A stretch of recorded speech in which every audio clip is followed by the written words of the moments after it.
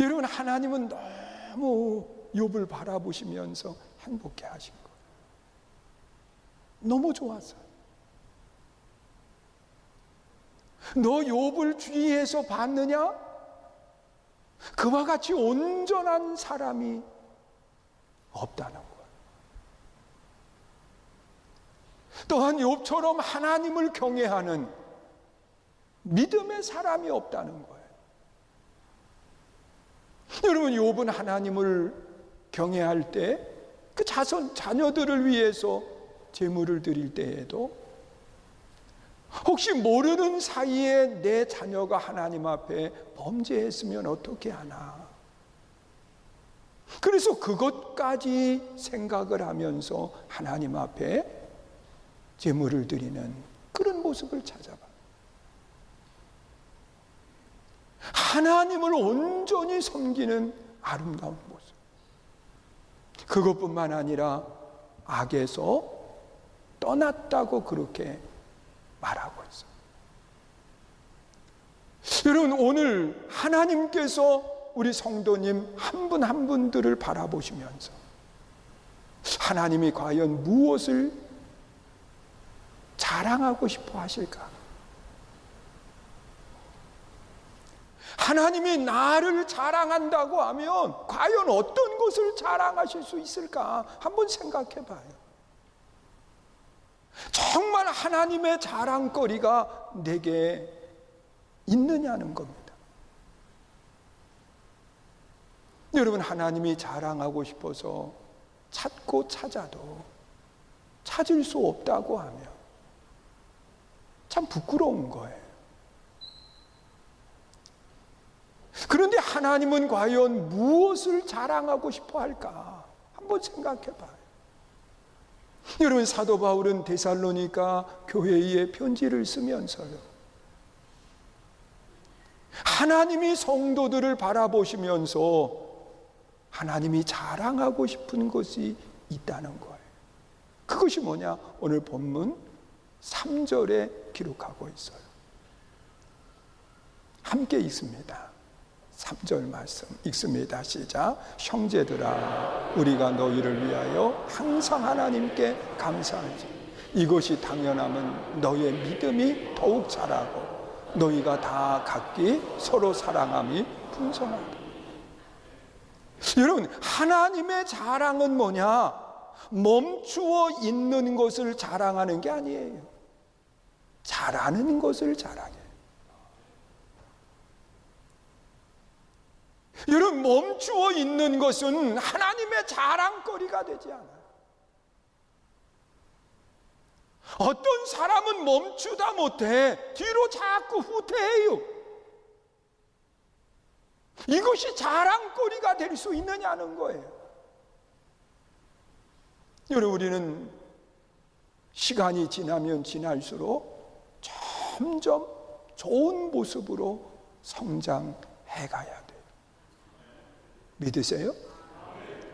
여러분, 성경에 보면 예수님의 성장에 대한 이야기를 기록하고 있는 부분이 있어요. 누가복음 2장에 기록되어 있어요. 여러분, 예수님이 이 땅에 오셔서 그 예수님의 성장하시는 모습을 크게 세 부분으로 나누는 거예요. 하나는 키가 더하여 갔다 그랬습니다. 여러분, 육체적인 건강, 또 점점 성장해 가는 그 아름다운 모습이 있어야 돼요. 그런데 이 육체적인 건강뿐만 아니라 예수님의 성장의 두 번째 부분은 뭐냐? 지혜가 더했다. 그렇게 말해요.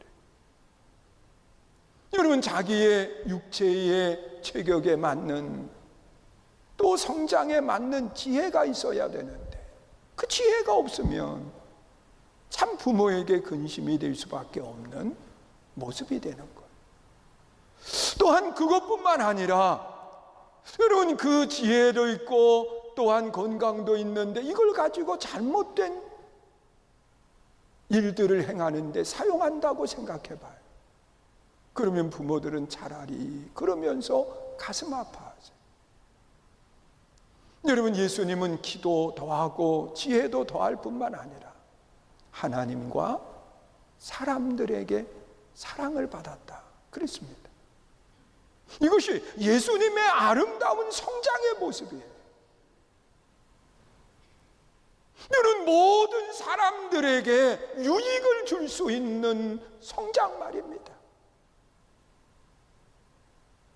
오늘 우리의 신앙생활 속에도 하나님이 자랑하고 싶어하는 성장이 있는데 그것이 뭐냐? 믿음이 자라야 돼요.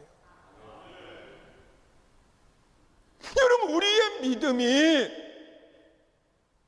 시간이 지나면 지날수록 점점 하나님이 자랑할 만한 믿음으로 바뀌어가야 돼요.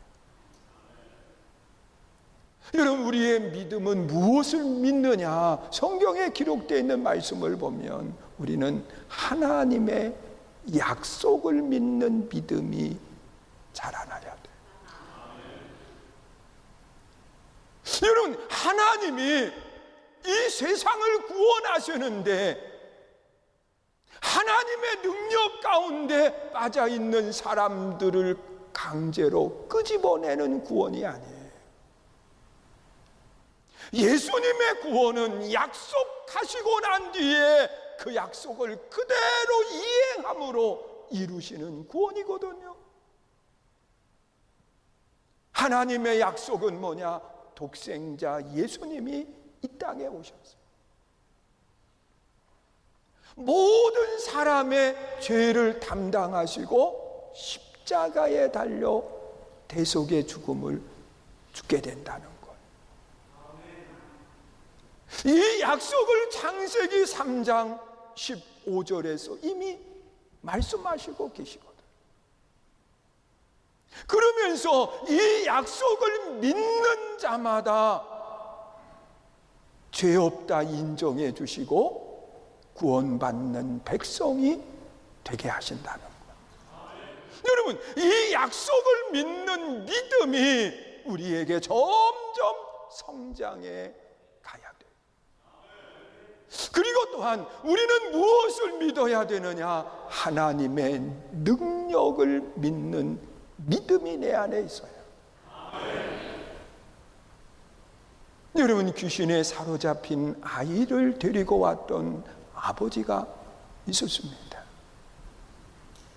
예수님은 변화산에 다른 세 명의 제자와 함께 오르셨고, 그리고 남아있는 9명이 그 아버지가 데려온 그 아이의 귀신을 내어 쫓으려고 애를 썼지만 하지 못했어요.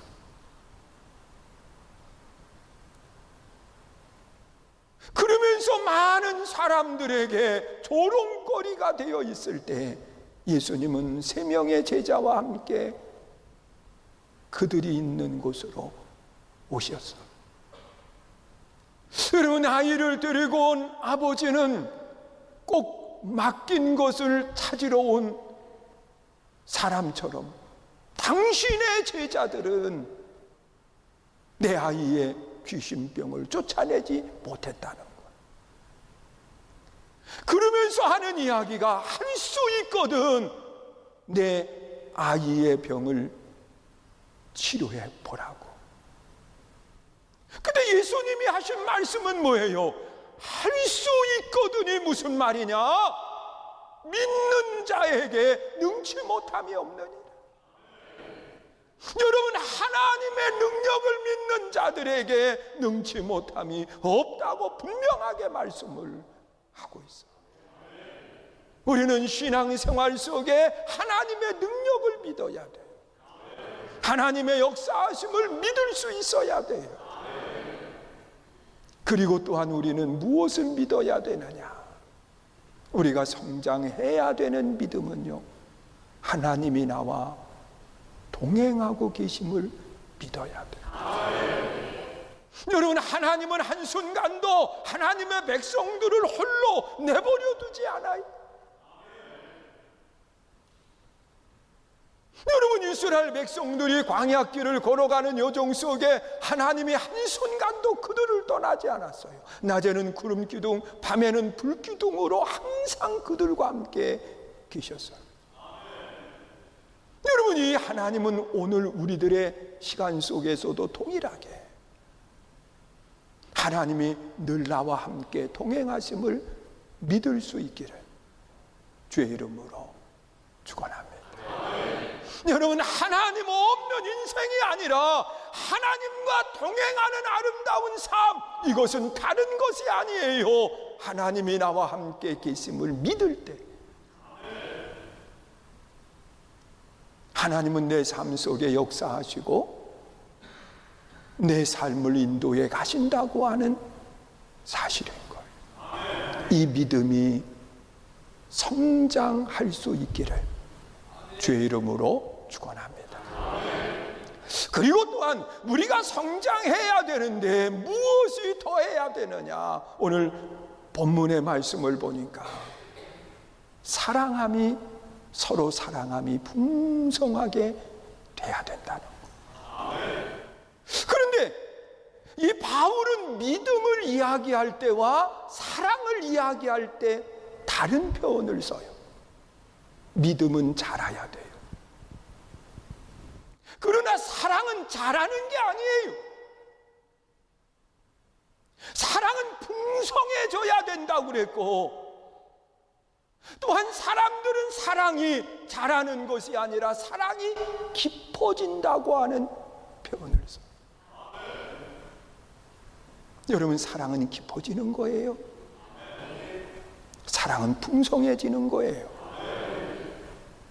그리고 풍성하다고 하는 말은 갇혀 있는 것이 아니라 넘치는 것을 말하고 있어요.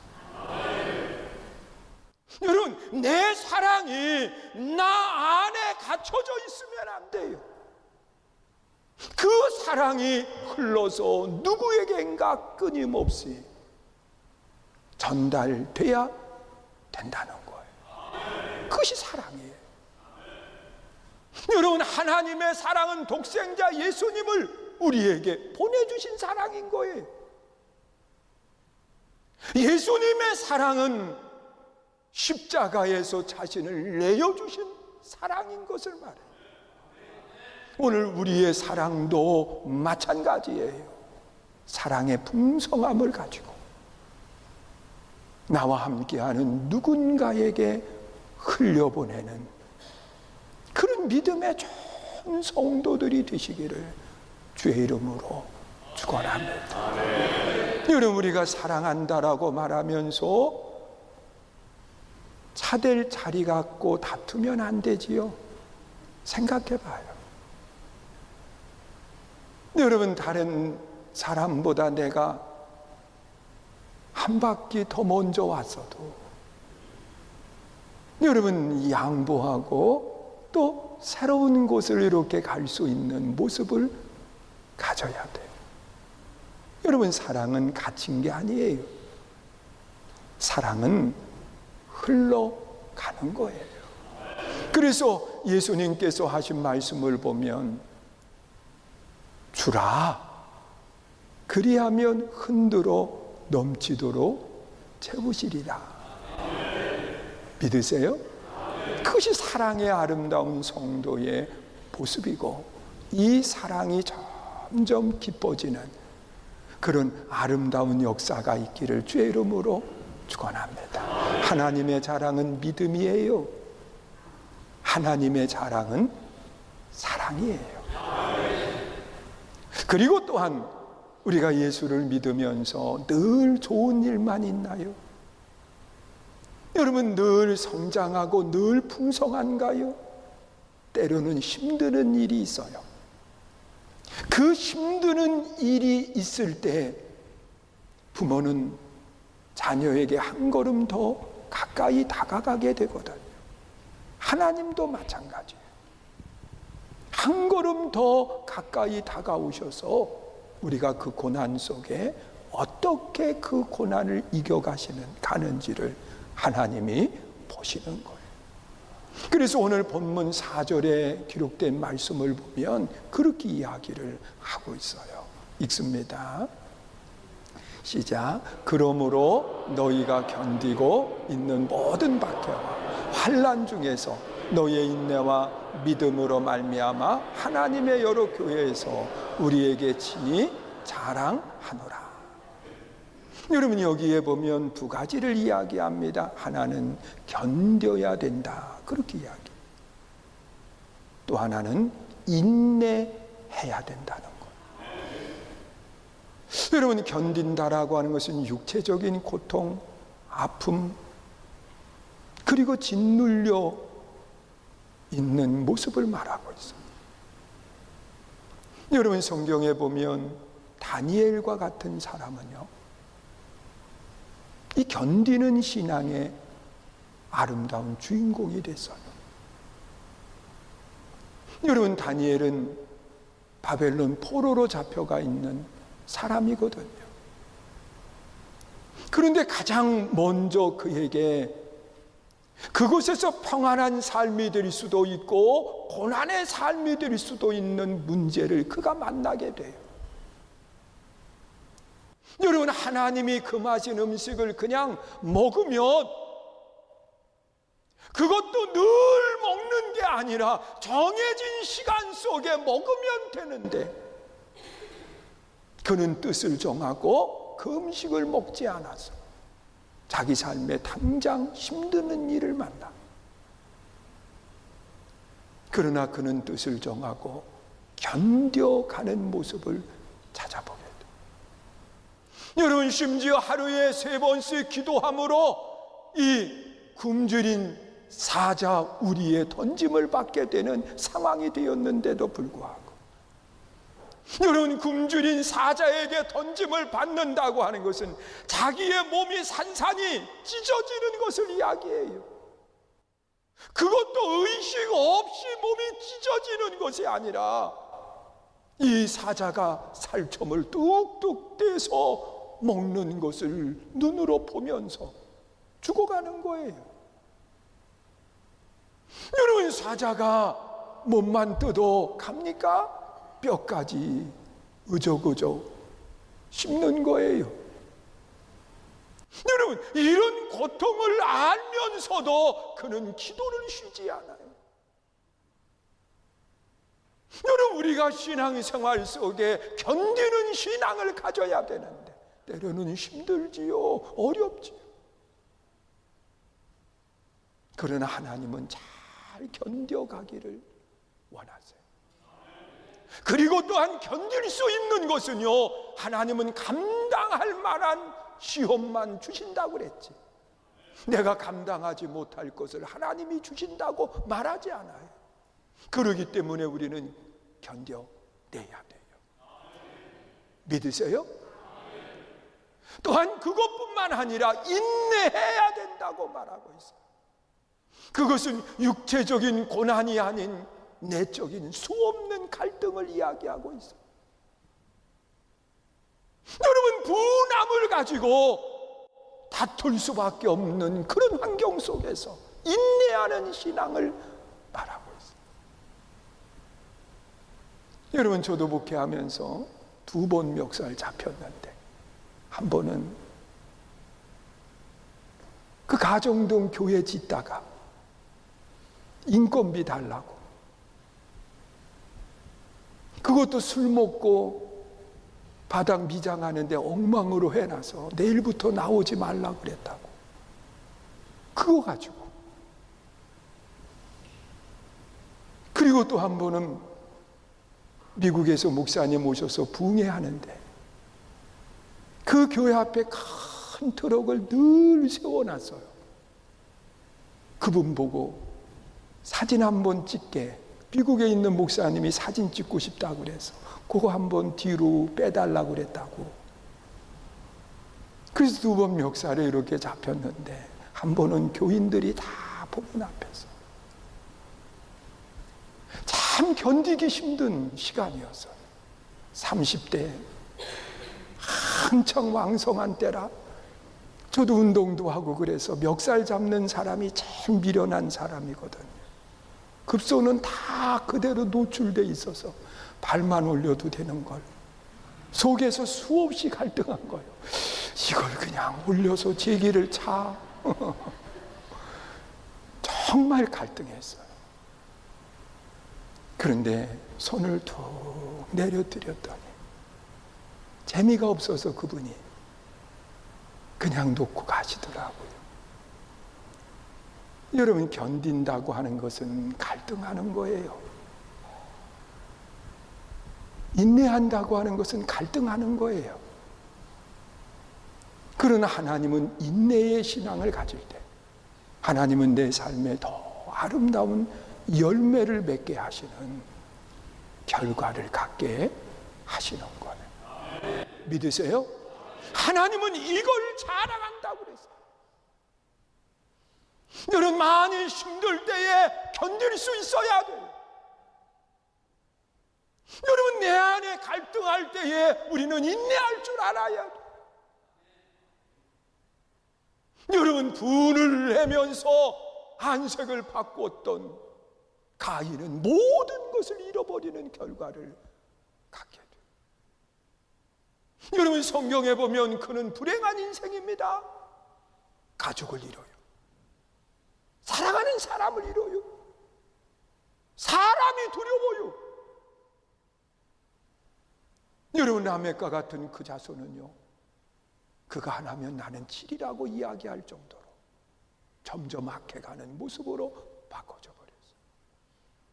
오늘 우리는 견디고 인내함을 가지고 하나님의 자랑거리가 될 수 있기를 주의 이름으로 축원합니다. 그러면서 이 하나님의 자랑거리가 될 때 우리는 하나님 앞에 어떠한 일을 행하게 되는 거냐?